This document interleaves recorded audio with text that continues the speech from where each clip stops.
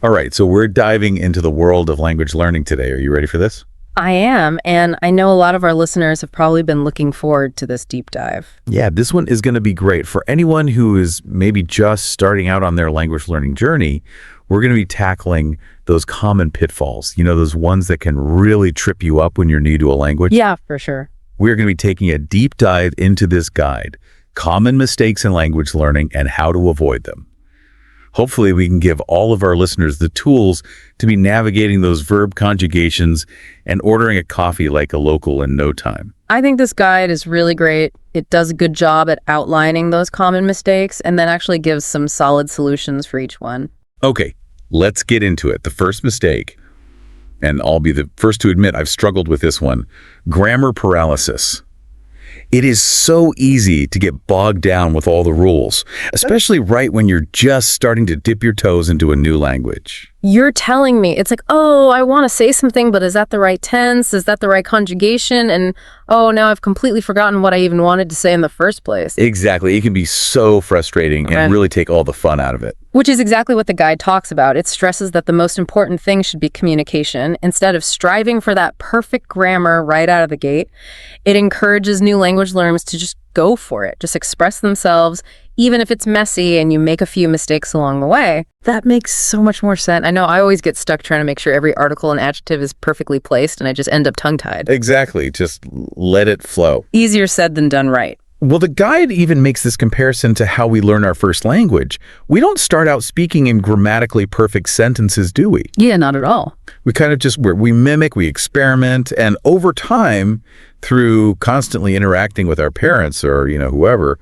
we refine the language. That is a really good point. I've never really thought about it like that before. It's like learning to cook. You wouldn't expect to just whip up a gourmet meal on your first try.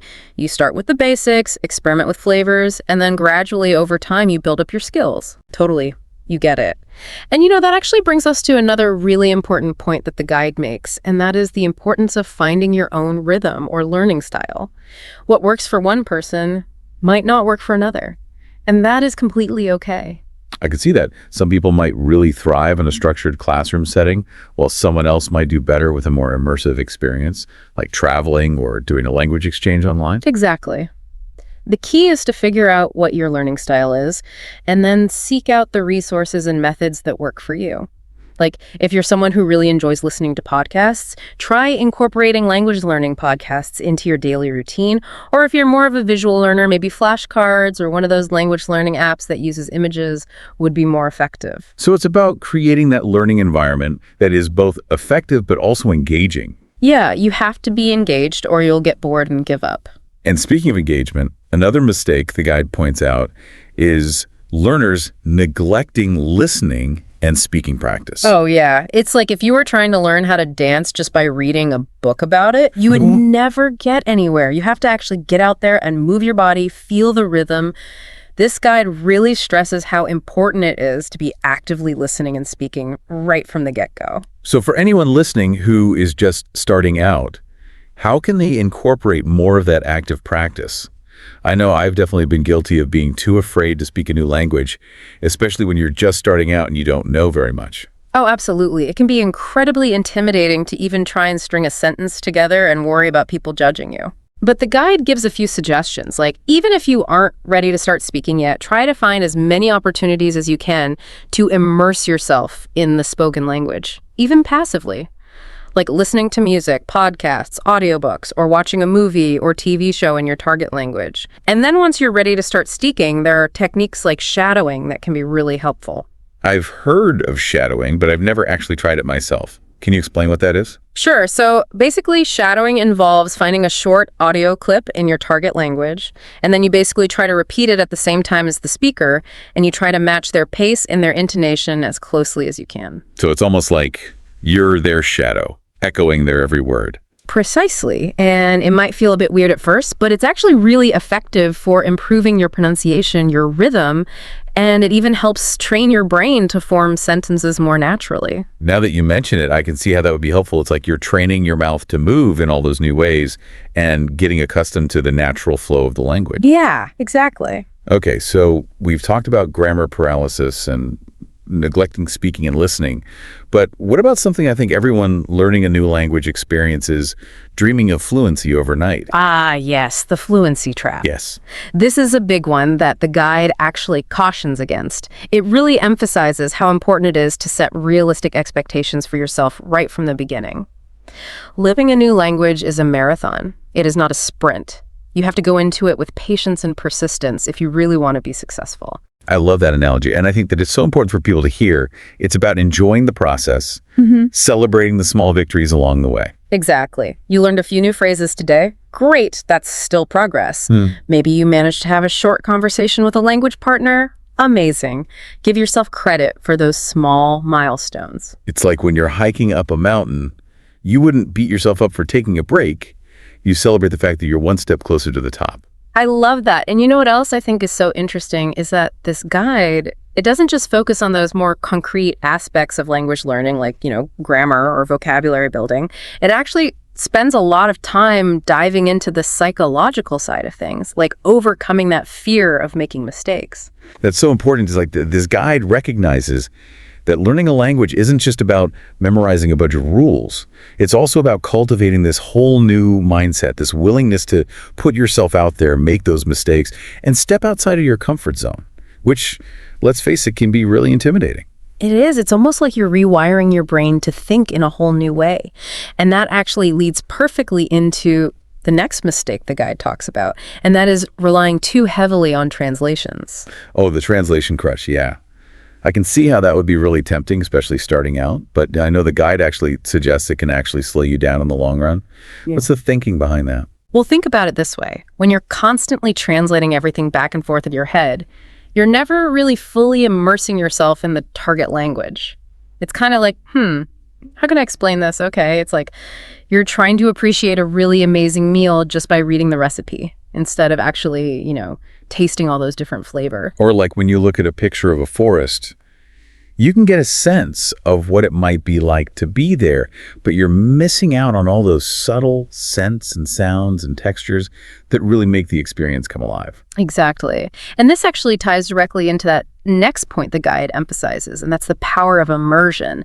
It talks about how important it is to surround yourself with the language as much as possible. And I think people always think of immersion as having to move to a new country or something. Right, like it has to be this really big, drastic thing. Yeah, but really immersion can be anything. It doesn't just have to be textbooks and language classes. That's where those realistic expectations come into play again, right? Yes. It's about, like you said, consistently exposing yourself to the language in a way that feels organic and enjoyable for you, not overwhelming. Right. It's about finding ways to make the language a part of your daily life without it feeling like a chore. Even small things like listening to music or podcasts in your target language while you're commuting or working out or cooking dinner.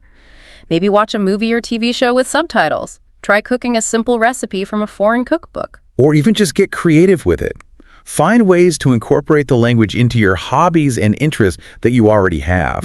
Like if you're really into painting, for example, try following along with an art tutorial in your target language. I love that idea. And, along with that idea of immersion, the guide also talks about this idea of embracing mistakes as an essential part of the learning process. That's a big one. I think so many language learners really struggle with this, that fear of making a mistake or sounding silly, and that can really hold people back from making progress. Oh, for sure. Everyone wants to sound like a native speaker right away. Exactly. But this guide, it actually encourages you to look at it from a totally different perspective. It argues that the more mistakes you make, the more you're actually learning. That is such a good point. It's like those mistakes aren't actually failures. They're opportunities to learn and grow. It's like if you were learning a new sport or how to play a musical instrument, you wouldn't expect to be amazing right away. You're going to fumble, you're going to make mistakes, but each one of those is bringing you one step closer to actually getting good. Exactly. And I think even more important than the actual language learning is the fact that the more comfortable you are with making mistakes, the more willing you're going to be to take those risks, to really experiment with the language. And that's where the real learning, the real magic happens. That's where you really start to internalize those grammar rules and those new words and phrases. It all starts to click. Okay, so we've covered the power of immersion, but what about the more, structured side of things, like learning vocabulary? I know a lot of people will just make flashcards and try to memorize long lists of words, but the guide stresses that it's not just about memorizing words in isolation, right? Absolutely. Context is key. The guide really drives home this point that it's so important to be learning new vocabulary in context. So you're understanding not just the definition of the word, but how it's actually used in real life situations. It's like you might know what a word means when you see it on a flashcard, but then when you hear it used in a conversation, you're like, wait, what does that mean again? Exactly. The guide actually uses this really great analogy. It compares learning vocabulary to putting together a jigsaw puzzle. Each word is like a puzzle piece. And in order to see the full picture, you need to understand how all of those pieces fit together. That makes sense. You need to have that context, the surrounding words and phrases to really grasp the full meaning. Yes. It's all about connecting the dots. And as you start to connect those dots, you build those neural pathways. And the language starts to become less like a jumble of random words and more like this beautiful tapestry of meaning. And speaking of connecting the dots, we can't forget about pronunciation. I think sometimes people get so caught up in learning grammar rules and new words that they forget how important pronunciation is. And the guide actually dedicates a whole section to this. You're so right. The guide actually says that good pronunciation is absolutely essential for being understood, maybe even more so than perfect grammar in a lot of cases. That's a really good point, because even if you're saying all the right words, if you're not pronouncing them clearly, the message can get lost, right? Exactly. I mean, think about it. You could be trying to give someone directions, but if you're mispronouncing the street names, they're going to be totally lost. Good pronunciation can really make all the difference when it comes to clear, effective communication, and it can actually even impact how confident you feel speaking the language. So for anyone listening who maybe doesn't live in a place where they can easily practice with native speakers, what are some good ways to work on pronunciation? That's a good question. There are definitely a lot of different techniques you can try. The guide suggests things like really listening closely to how native speakers pronounce things. Pay attention to the rhythm and intonation of the language. You can even try recording yourself speaking and then listening back to identify any areas you need to work on. Oh, I like that idea, recording yourself, because sometimes we don't hear ourselves the way that other people hear us. Exactly. It's like having your own personal language coach right in your pocket. That's a great way to look at it. And speaking of language coaches, this brings us to another really important point: the importance of seeking out resources and support when you're learning a new language. Yes. It's so easy to think you have to do it all on your own, but there's a whole world of resources out there, like you were saying before: language exchange partners, online communities, there's tutoring services, language learning apps, and of course, this fantastic guide. It's like having a whole cheering section, just rooting you on every step of the way. And speaking of cheering, I think it's also really important to remember to be your own biggest cheerleader as well. It's so easy to get caught up in comparing your progress to other people learning the same language, or even just, thinking you're not good enough because you don't sound like a native speaker yet. Oh, absolutely. Everyone learns at their own pace, and we all have different strengths and weaknesses and, even just different learning styles. And I think this guide does a good job at reminding us of that. It does. It really encourages you to celebrate those small victories, no matter how small they might seem, and to be kind to yourself throughout the process. Because like we've been saying, it really is a process. It's a journey, and it's okay to stumble along the way. In fact, those stumbles, they often teach you more than anything. I was just thinking, as we've been going through this guide, I'm struck by how interconnected all of these mistakes and solutions actually are. It's like they all kind of fit together like pieces of a puzzle. I know what you mean. Like, for example, we talked about overcoming that fear of making mistakes. Well, that can actually give you that confidence boost you need to fully embrace immersion. Right. And then the more immersed you are in the language, the faster you're going to learn, and the more confident you're going to become. It's like a positive feedback loop where each element kind of reinforces the others. Yeah. And at the heart of it all is that willingness to just embrace the journey, to really savor that process of learning and discovery. Because learning a new language, it's not just about acquiring a new skill, it's about cultivating this whole new perspective on the world, finding a new way to connect with other people. It's about opening yourself up to new cultures, new experiences, new ways of thinking, and honestly, that can be such a rewarding experience in itself. It really can.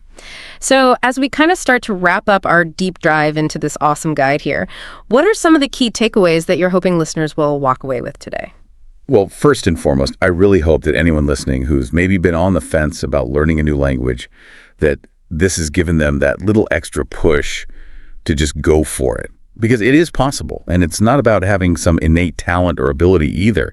It's about passion, perseverance, and that willingness to embrace the journey, even those bumpy parts. I love that. And I would add to that it's so important to celebrate those small victories along the way. Every new word you learn, every time you have a conversation in your target language, no matter how short, those are all wins. And that deserve to be celebrated because those are the stepping stones on your path to fluency. Absolutely. And I think another really important takeaway from this guide is that there's no one right way to go about it. So if you've tried one method and it hasn't worked for you, don't give up. Try something else. Experiment. Think outside the box. Maybe that means you learn better with music or movies or podcasts, or you thrive in a more structured classroom setting. Or maybe you need that combination of things. The important thing is to find what works best for you. Exactly. All right, well, that about wraps up our deep dive for today. Hopefully you all feel as inspired as I do to keep learning and exploring new languages. Remember, you've got this. It's a journey, but it's an incredibly rewarding one. And you might even discover some hidden talents and passions along the way. Until next time, happy learning.